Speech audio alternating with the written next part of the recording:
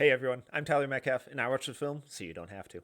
On this video, we're diving into one of, admittedly, my favorite players in the 2025 NBA Draft, Oklahoma freshman point guard, Jeremiah Fears. What Jeremiah Fears did for the Sooners this year was pretty incredible and surpassed any expectations that pretty much anyone had for him this year. Freshman point guards typically struggle. They go through ups and downs. It's a really difficult position to adjust to, especially when you scale up in competition. It's even more difficult when you reclassify. The history of reclassified freshman point guards is not good. They tend to struggle mightily. Fears overcame all of those hurdles, overcame that history, and had an incredible year. Now, that's not to say he was perfect, because he was far from it. He got off to a scorching start, had a disastrous start to conference play. And through January and February, some of his scoring numbers were abysmal. They were really, really, really, really, really, really, really, really bad. So I promise I'm not going to sugarcoat any of that. It was awful. But we saw him finish on a strong note. And those struggles tend to happen, especially when freshmen skyrocket to the top of opposing scouting reports. And that's what happened with Fierce. But we saw him battle through that and finish the season strong. Now, to further emphasize how important and dynamic and almost singular Jeremiah Fears' season was with Oklahoma, he had a usage of just under 32, an assist rate of just over 28. He was the only freshman in the country to hit those marks. On top of that, the high volume usage, the high volume playmaking. He was also an efficient playmaker with a turnover rate of just a little over 20. Could that be better? Of course. Of course it could. But that's still a really good mark for a reclassified freshman point guard with that usage volume. On top of that, he had an assist or a free throw rate over 50. So yeah, he's a little diminutive in his size because he should be going into his freshman year in college. He needs to add weight. He needs to get stronger. Almost every teenager does. But that didn't affect how he played because he was still physical, he was still aggressive, and still initiated a ton of contact at the rim. Jeremiah Fears isn't a perfect prospect.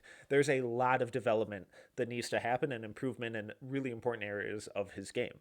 However, his creativity, his processing speed, the playmaking, the scoring versatility, and his ability to handle pressure, stay composed, and elevate those around him is incredibly special. Let's take a look at it all, see where he needs to improve, how he thrived. Welcome to film school. Let's dive in. I want to start with Fears and one of the more polarizing aspects of his game, and that's his scoring. Now, we're going to start with the rim pressure stuff because that's kind of what sets up everything with his offensive game, and then we'll pivot into the scoring and playmaking and defense after that. But I wanted to start with the rim pressure because it is so much better than it has any right to be. Now, overall on the season, per synergy, Fears ranked in the 49th percentile in overall scoring, points per possession, the 60th percentile in transition, the 69th in isolation, and the 58th percentile in pick and roll. Solid numbers, good, not great, but really solid and encouraging for a freshman point guard who had to run the entire show. Remember, that usage rate of almost 32 is incredibly high for a freshman point guard. On top of that, Fears had an effective field goal rate of just 48, not ideal, but a true shooting percentage of 56.2 because of how frequently he got to the line. Now, Fears needs to get stronger. We can see his frame. He's skinny because he's 18 and he should have been in high school this year. But that didn't deter how he played. He's really aggressive, getting downhill, shrugging off defenders, initiating that contact, and that's why he had a free throw rate of 51.8 this year. To put that in perspective, among freshmen in this draft, that is the second highest, only behind Derek Queen. That is an insane mark. So there are definitely issues with Fears' scoring and finishing ability, as he shot just 44% on layups in the half court. But a lot of that is strength based. And as he gets stronger, like almost every teenager in the history of time has done, those finishing numbers should continue to improve because the mentality's there, the finishing angles, the ability to go with either hand. He isn't scared of contact. He embraces it, he invites it, he initiates it. And as he gets stronger, a lot of those fouls that result in 2 free throws are going to grow into and one attempts. And just to kind of further put that 44% on layups in the half court into perspective, that's almost identical to what VJ Edgecombe shot on layups in the half court this year as well. So let's take a look at some of these rim pressure from Fears, the ability to improvise and go on the fly and not be predetermined is almost singular in this draft. Does a great job, shot fake behind his back, and now he has all that space to attack down into, finger roll over the defender. Here, just quick little blow by, hesitation. I love this. It's really subtle, but check out this little hesitation right there, and now he's gone. No help defenders, beats his man to the rim, easy score. The speed that he plays with is incredibly fun. So even though he is skinny, he needs to get stronger. Look at how strong he is on a lot of these drives too, where he just lowers his shoulder, shrugs off his defender, then has the presence of mind and the body control to plant that right foot, regain his balance, creates a ton of space here, elevates, kills his momentum, drops in the floater. Strength, finesse, body control with speed and scoring touch. Tough to argue with. Again, just shrugs off the bigger defender, gets on his hip, does a really good job here of beating him to the spot, gets the defender to turn his hips, gets him off balance, plants that left foot, really drives into him, sends the defender flying, again, recomposes himself in traffic, drops in the little floater.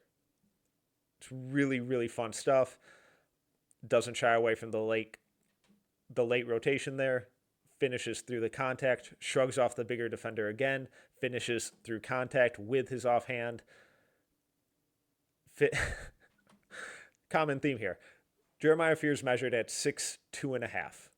So not tiny for a point guard, but also not big. He doesn't have plus positional size or plus positional weight at this spot or at this point in his development. But that doesn't stop him from beating defenders to the spot with his speed, getting low, using that low center of gravity. This is Asa Newell, who's could potentially be a lottery pick in this draft, and a big reason for that is his defense. Lowers that shoulder, creates the contact. Body control is constant with him. Reorganizes himself through the contact, finishes off the glass. And then he sprinkles in a little flair. Well, bop, bop. There he goes, and it's too easy for him. The way that he explodes out of those dribble moves, again, goes into the shot blocker's gut. Lucky he didn't get called for a low blow there with that knee, but absorbs the contact, doesn't shy away from the rim protector. Krivas is a massive human being. Finishes through the contact. And then just pure speed. It's really fun. Pure speed, strength, finishes through gets the foul. It's what he does every single time that he attacks the rim. It's fearless. And doing that as a high school age, is incredibly fun. And when you think about what this type of fearlessness, this type of physicality, that flair, that speed, that ability to put his defender in jail for full court, he gets picked up immediately. And they're trying to get the ball out of his hands. He doesn't let them switch. He doesn't let his defender recover. He puts him in jail there, initiates that contact again, throws him off balance, but doesn't let him recover, explodes into the space, beats him to the spot, and finishes. And that hesitation, that herky-jerky creation paired with that explosive first step and that straight line speed doesn't allow any of the help defenders to rotate or switch onto him because their teammate's on his hip, but Fears doesn't allow him to recover. So even though he looks like he's in position, he never really is, and Fears has him exactly where he wants him the entire way. Players of Fears' size and age rarely possess this type of creativity, the handle, the finishing with either hand, and that fearlessness around the rim. I know the raw finishing numbers, the raw scoring numbers have to get better. They do. But in time, with more experience and physical development, as he gets stronger, I would be stunned if he's not able to translate a lot of this rim pressure, foul drawing, and finishing creativity and versatility to the next level. It won't be right away. It won't be as a rookie, may not even be as a second year, but eventually, year 3 on, he could be one of the most dynamic downhill scorers in the league. The downhill scoring with Fears is really fun and really important and really consistent. It's a huge part of his game, but it's going to be really easy for defenders to take that away if the shooting doesn't improve significantly. And the shooting numbers this year were rough. Now, all of these are going to be makes because they're fun. They're exciting. They're what it looks like when things go right. And you can gauge a lot from his mechanics because they're pretty consistent throughout on all of his jumpers. But when we look at the numbers, they tell us a different story than the highs and the best case scenario. Overall, he ranked in the 33rd percentile on all jumpers and shot just 32.3% on jumpers. Tough. He ranked in the 37th percentile shooting off the bounce, 43.3% on twos, which is very encouraging, but just 20.5% on threes. There are signs of encouragement, though, and it comes from some of these indicators with his mid-range shooting, his shot creation, and his free throw numbers. On the season, he shot in the 59th, or he ranked in the 59th percentile on short mid-range twos and the 78th percentile on long mid-range twos, and shot 85% on free throws. So the scoring touches there, and kind of like his at-rim finishing inconsistencies and potential concerns, I think a lot of it is going to be strength-based. And as he continues to physically develop and get stronger, I would be really surprised if the shot doesn't improve significantly. Now, unfortunately, he doesn't have a great track record, even going back to high school, of being a big-time shooter. He'd probably be classified as an average to below average shooter, even in high school. But as we can see throughout these clips, the shot creation, the creativity, and the consistency in the mechanics and the scoring touch are all really, really encouraging. So the way that he gets to his different spots is really reminiscent of how he created shots at the rim. It's dynamic, it's quick. That little hang dribble, he comes off DHO into the pin down, gets the switch on Amari Williams, the bigger defender, and I love how he just plants that foot, turns the bigger defender, gets to his spot, and knocks down a shot that he ranked in the 78th percentile in. It's really smooth, really, really nice. Again, high pick and roll, ghost screen, crossover, spins back, really patient here. He doesn't force it, he doesn't rush, he gets the defender leaning, spins against his momentum, gets Vlad Golden here to get caught in no man's land, second guessing, initially looks for the pass, it's not there, realizes that no one's stepping to him. Cool, let me just take this little jumper, this little 8-foot jumper, a shot that I ranked in the 59th percentile in. Not a bad decision. Again, that physicality shrugs out the defender, creates even more space for him to now attack into, draws the help defender, his defender still reeling. The lane is clogged. This is tough spacing. This is tough for anyone to score. And yet he still gets to a spot at the elbow, knocks it down. And this is a really nice kind of side view of his mechanics. Solid base, elevates nicely, decent release point. The release point is going to be one of the big things with him. It needs to come up a little higher. It's a little inconsistent at times, but when he's smooth, doesn't overthink it, it's really effective. Great rotation, easy bucket. Pick and roll, aggressive drop coverage. He's just going to snake through.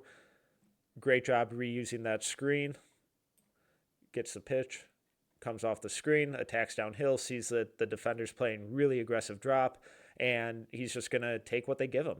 He knows that his defender's going over the screen, obviously, since he didn't go under, so that, and he knows that his teammate's going to dive down, so he snakes back to the middle of the floor to use his teammate as a second screen. Again, no one stepping to him, rises up, does a really good job of elevating, solid mechanics, straight up and down, really good release point, great elevation to get over the late contest, and drops in a really efficient shot for him. Now, the outside pull-up three is the big, big worry. At 20.5% on the year on pull-up threes, that's a really concerning number for someone with as high of a usage that he had. Now, in time, I lean towards that number being significantly better. Is it ever going to be Steph Curry? Probably not. The best to ever do it? Probably not. But can he be league average on pull-up threes? And I would be surprised if his career doesn't end up there. How quickly he gets there is going to depend a lot on just how quickly he puts on muscle and develops physically. But if that strength doesn't come, if the shooting improvement from outside doesn't come, defenders are going to be able to go under screens like this a lot and bait him into really bad jumpers. But for now, when they do, it's a skill that he needs to improve on when it goes in. It looks incredible, but that consistency just isn't there yet. And as he gets stronger, it would be really, really surprising if he doesn't improve, because the confidence, the volume, a lot of the indicators are there. Now he just needs the final product to improve. Fears' numbers shooting off the catch were much more encouraging than his pull-up numbers, as he ranked in the 66th percentile in points per shot when shooting off the catch, and shot 36.1% from three off the catch. Not bad, especially for a guy who is more of a traditional point guard, who's going to have the ball in his hands a lot. Spot up shooting off the catch opportunities aren't going to be super common, but they will be important, and when the ball swings to him, he has to execute it. Now, while the numbers are solid, these clips obviously show all makes. That's important. It's good. It's encouraging. But oddly enough, I have more concerns over his jumper off the catch, given the lower body mechanics and how inconsistent they are, than what we saw with his pull-up numbers, especially in the mid-range. So one of the biggest issues with his mechanics right now and how inconsistent they are is with the lower body. And he has a pretty aggressive knee knock on his base here. So as we can see, obviously this angle, it looks a little more exaggerated than it actually is. But it's still pretty aggressive, and we'll see that from different angles in these other clips too. But also his landing spot. Now, he doesn't have to elevate and land in the exact same spot, or land in the exact same spot that he jumped from. Landing a little forward is fine. But the fact that every single time it's a different distance really throws off his momentum, throws off his balance, and it's something that he, whether consciously or not, has to adjust for on every single jumper. So we can see the knee knock, a little more narrow base than what we saw on the pull-up jumpers, and he jumps forward. That's fine. He also gets a little hip and shoulder rotation in there too. But we saw him land a little forward. That's okay, as long as it's consistent. The problem is it's not. Here, we get that little knee knock again off the catch, really narrow base, really narrow knees, and that little rotation with his right going a little forward, trying to push it there. As he gets stronger, both the knee knock should improve, and that tiny, minuscule rotation should as well.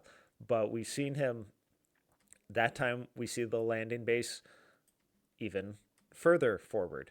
Maybe he's trying to draw a foul there, but it's inconsistent distance that he's consciously or unconsciously having to adjust for on every single jumper. The raw numbers are encouraging, but there are tiny things, especially with his lower body, that he has to correct in terms of consistency. It'll make his life a lot easier. It'll make the shooting results a lot more consistent. And a lot of it, thankfully, comes with time, comes with reps, and comes with physical and muscle development.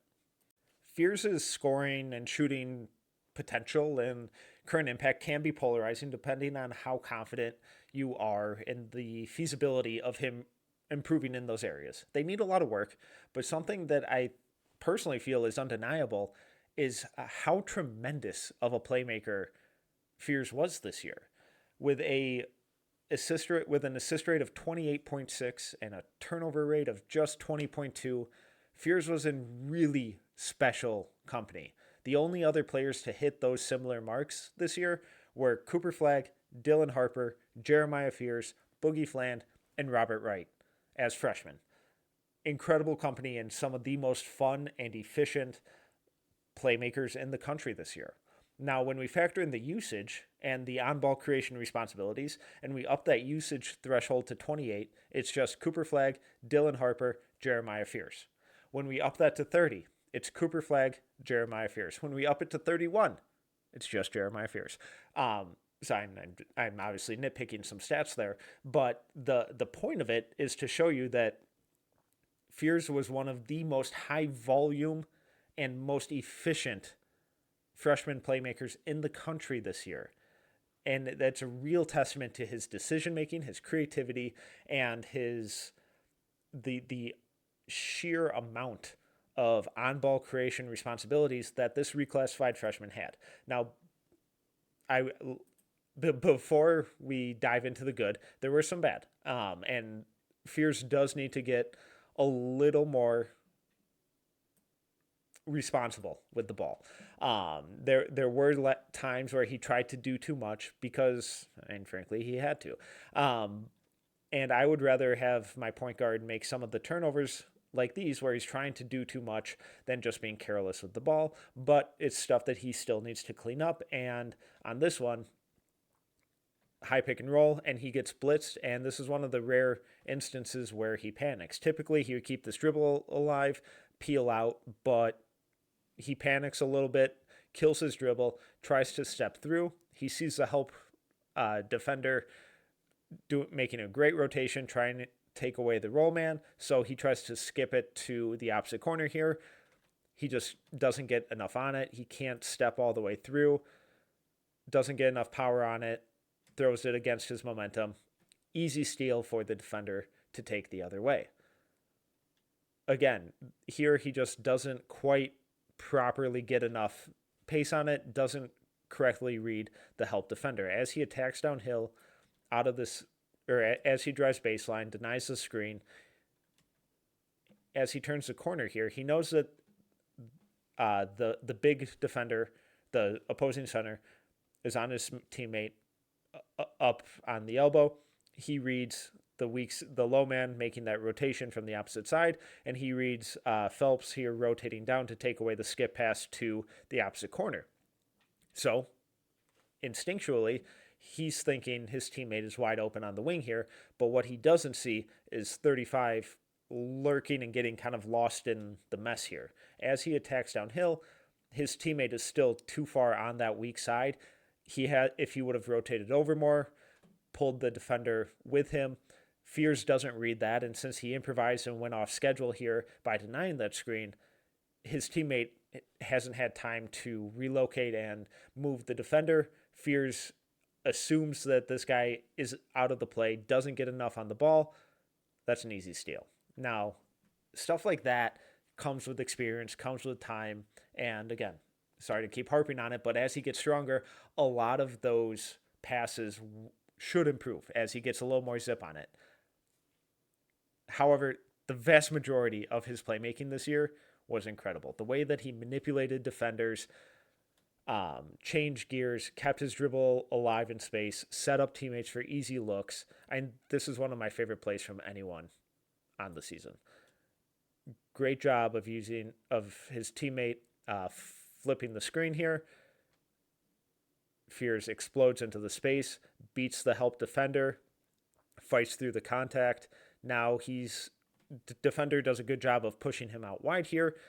He crosses back over, creates that space, undeterred by 3 defenders in his face. No one really to kick out to. He could try and make a skip pass over here to 14, but Zero's probably going to get over that screen, pick it off. So instead, he's looking to knife through this traffic, plants, steps back, draws both defenders, gets them both engaged, and is patient enough where now, as his teammates are relocating on the weak side defenders have to recover back to their men, leaving leaving the screener wide open under the rim. Fears creates. I mean, what are we doing? What are we doing? So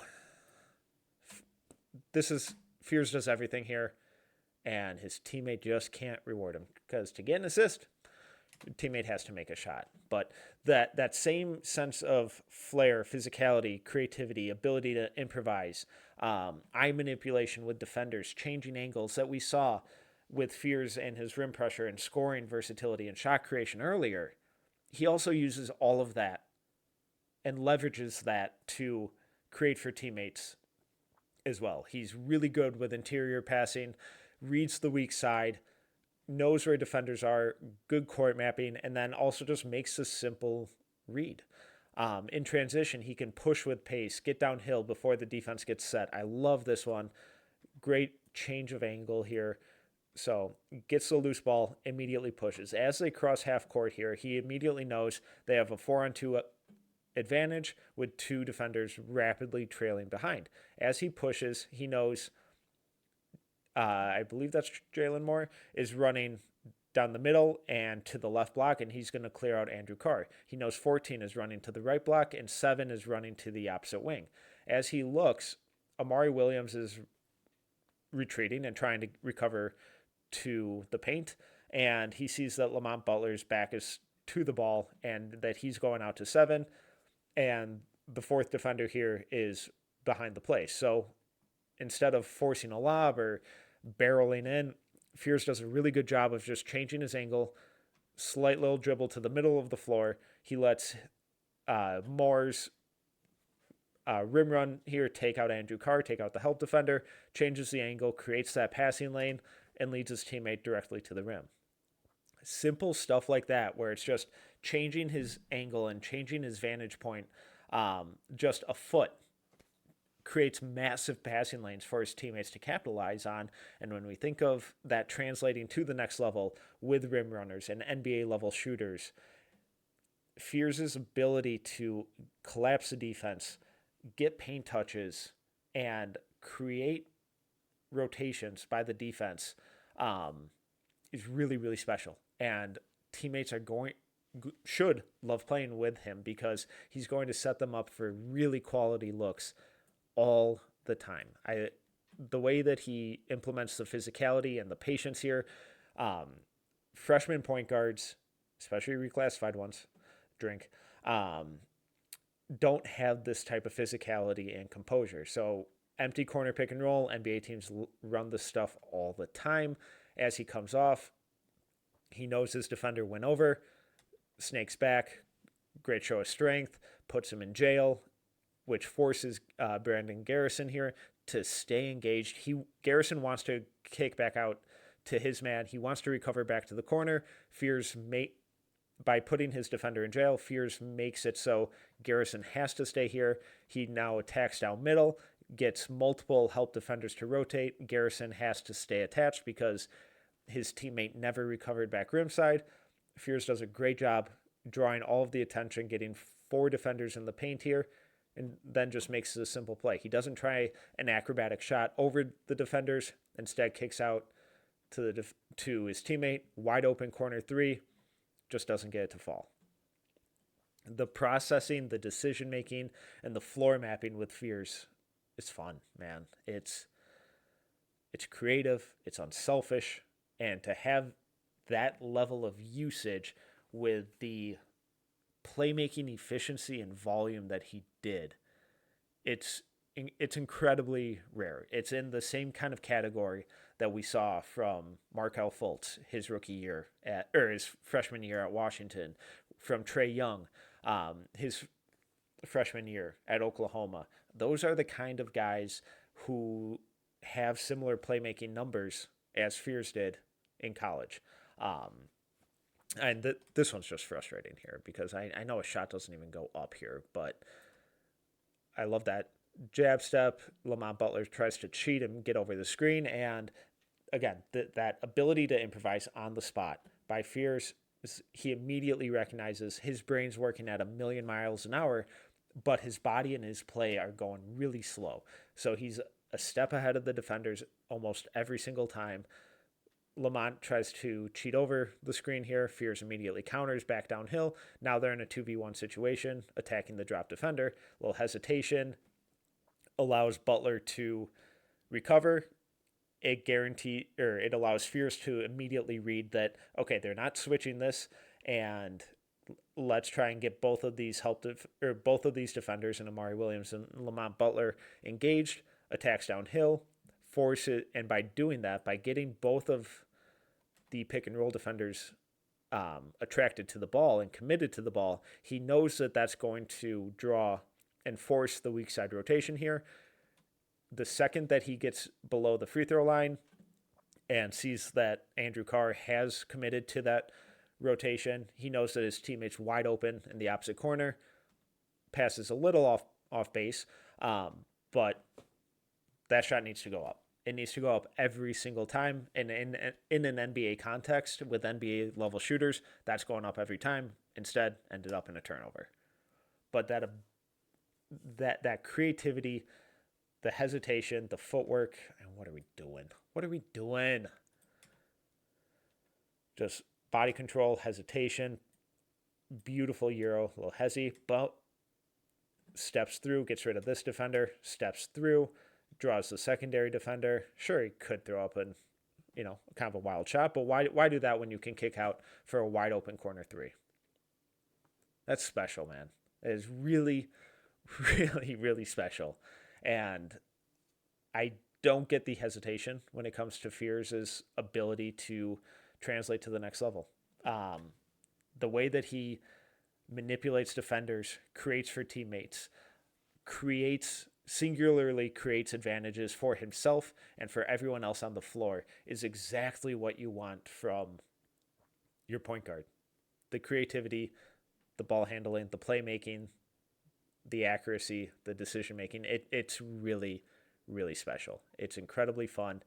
And no one else in this class at the point guard spot manipulates a defense as consistently and as creatively as Jeremiah Fears does. Fears has to improve as a shooter and a scorer in terms of efficiency and consistency, but he also really has to improve as a defender. Early in his career, he's probably going to be a really, really bad defender. There's some encouraging signs that we'll get to in a minute here, but this is definitely the weakest part of his game and where he struggled the most. Now, part of that is obviously due to his slender frame and being a little skinnier, being a little smaller. He's going to get picked on. He's going to get targeted like he did throughout the college year, but that stuff gives him at least some sort of clear improvement area. What's unacceptable and has to improve, and maybe can be chalked up to the level of offensive responsibility he had, but what has to improve is the awareness and the consistency and the effort, because far too often it was woeful. And a lot of the time, the leading cause of it was just a simple screen. And if he's going to be this easy to score on when getting screened, he's going to get picked apart at the next level, and he may not get the opportunity to develop that on-ball or that offensive growth and creation and impact that we think he can have.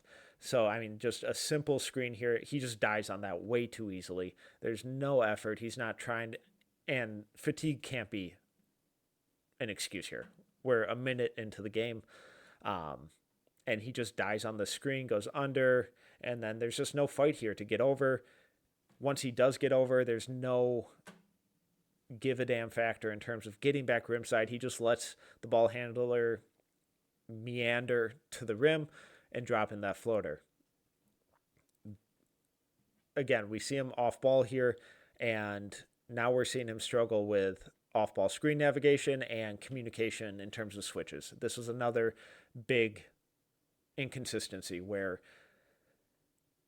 Fears and the entire Oklahoma team struggled communicating switches. They didn't look like they knew what they were supposed to be doing. So as that screen, as Caravan and McNeely interchange here and play off of each other, Fears has no idea what he's doing.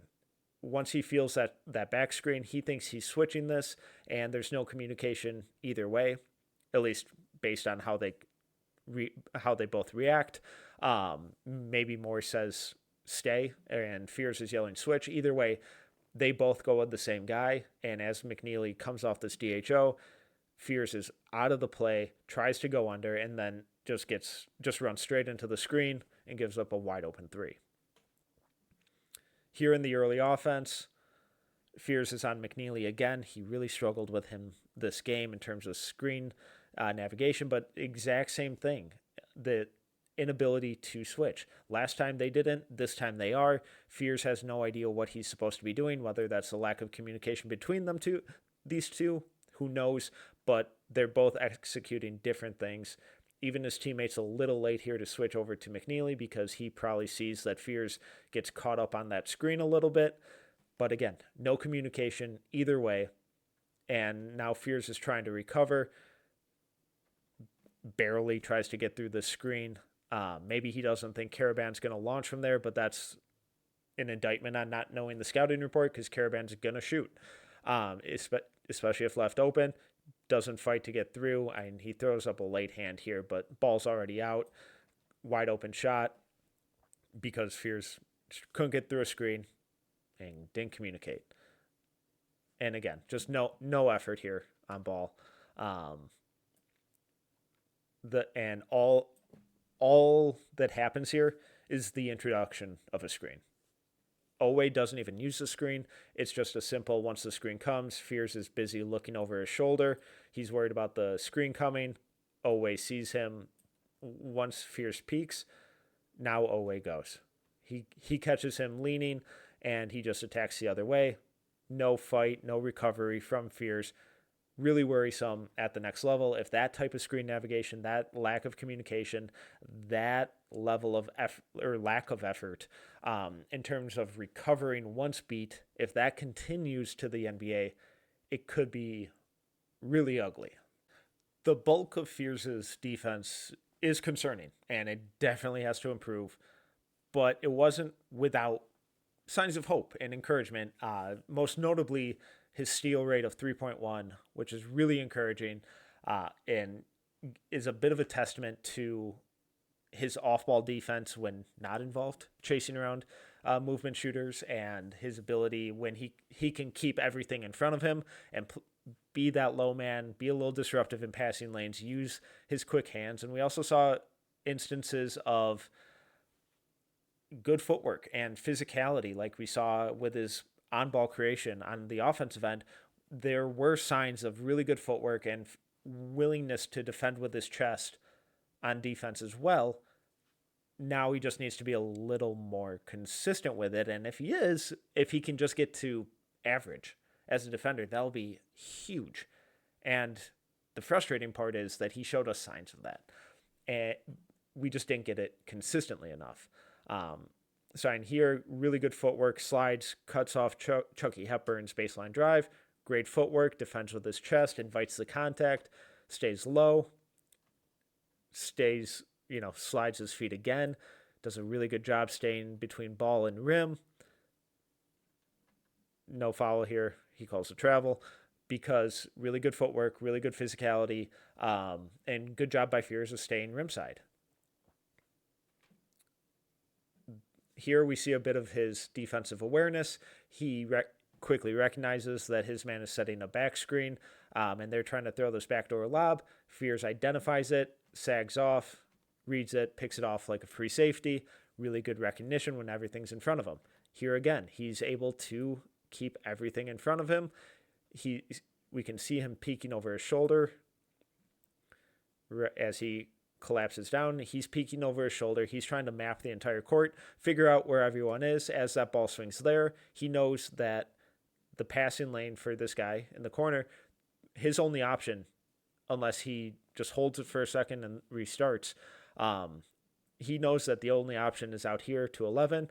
Fears quickly reads that, picks it off, and now he's going the other way and turning that steal into 2 points on the other end. Again, nothing crazy here, just quick hands, quick recognition, identifying what the ball handler is trying to do, and being a menace in the passing lanes. Mark Sears, really good on ball creator, a really seasoned veteran point guard, and Fears, the footwork here isn't great. Look at how upright he is. He's not sitting down in a stance like we saw in those first couple clips and a couple to end here, but he initially down in a stance, but the second the Sears attacks, he comes out of his stance. I like the attempt at sliding his feet here.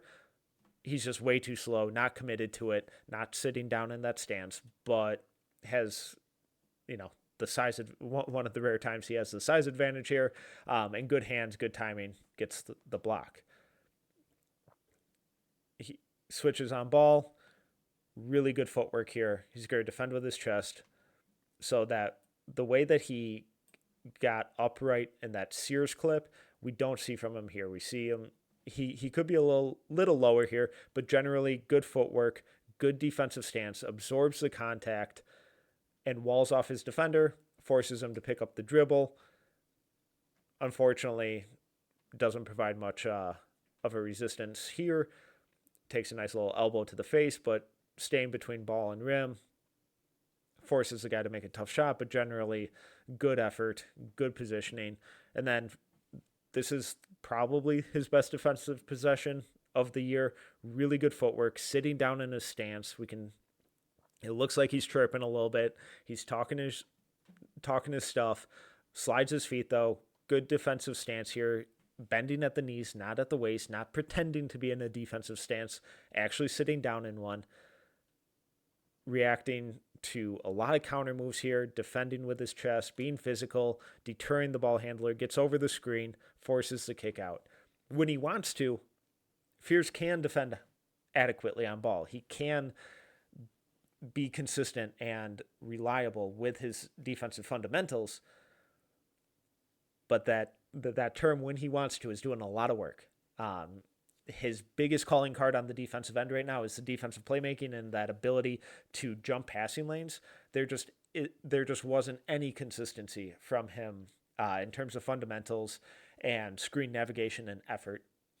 Once that gets there, if that gets there, and hopefully accompanies some further physical development, Fears could very easily be an adequate defender. He has the tools for it. It's just whether or not he's going to commit to it.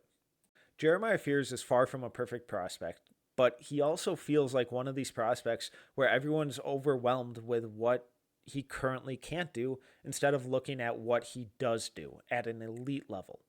When we look at his context, no one else in the country, especially reclassified freshman point guards, were put in the situation and asked to do what he was asked to do this year. His combination of playmaking volume, efficiency, and on-ball usage and on-ball offensive creation responsibilities was second to none this year, and he thrived at it. The playmaking is creative, it's dynamic, and it's efficient. He had one of the most impressive free throw rates and rim pressure rates out of anyone in the country this year, especially freshmen. Fears has to get better as a shooter, has to get better as a scorer, defender, and develop more physically. Of course he does. Who doesn't need to improve? But what he does do at an elite level is run an offense. As Fears continues to develop physically, as he gets stronger, I would be shocked if the scoring efficiency, the shooting consistency, and the defensive consistency didn't improve. A lot of things have to go right, like they do with nearly every prospect. But Jeremiah Fears has proven that he is more than ready and more ahead of the curve than most of his peers at this point in their developmental curve. Things have to go right. Things have to improve. But Jeremiah Fears has the exact type of foundation that you dream about in a franchise cornerstone point guard to build your team around in the future.